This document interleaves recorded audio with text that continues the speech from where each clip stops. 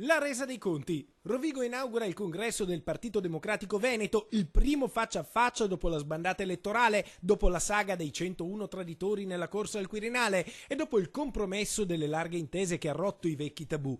Il PD, insomma, da oggi inizia a guardarsi allo specchio in cerca di una nuova identità, in cerca di una linea politica da ricostruire con responsabilità verso il governo appena nato e verso il paese che ha bisogno di idee chiare e risposte immediate. Ieri abbiamo cominciato, abbiamo sospeso la rata di giugno dell'IMU, abbiamo rifinanziato la cassa integrazione, abbiamo prorogato la possibilità per i precari di lavorare, tra un mese abbiamo l'IVA, abbiamo la proroga dei finanziamenti per le ristrutturazioni, insomma un'agenda molto ambiziosa ma il minimo necessario in questa situazione.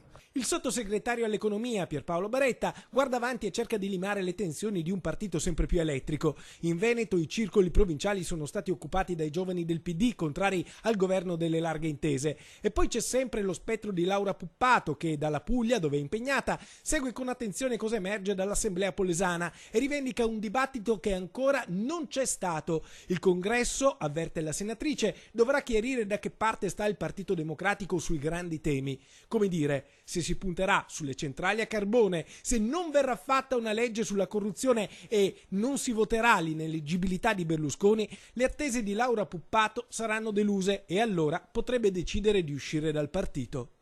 Questa è l'occasione in cui dobbiamo fare delle scelte, o è sì o è no. Nel momento in cui la scelta è sì, mi riferisco a un settore ben preciso, ad esempio l'energia o le infrastrutture, due temi importanti e nodali del nostro territorio veneto. Se è sì a determinate cose, è sì per tutti.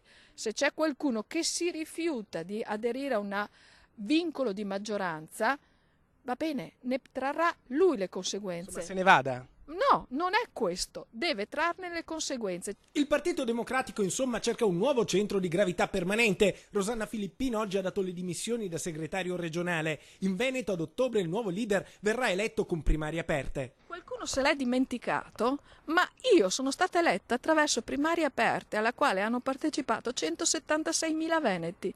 Vorrei vedere qualcun altro che adesso si arroga il diritto di chissà che cosa, che magari ha avuto 10 click su un computer, a dire la stessa cosa.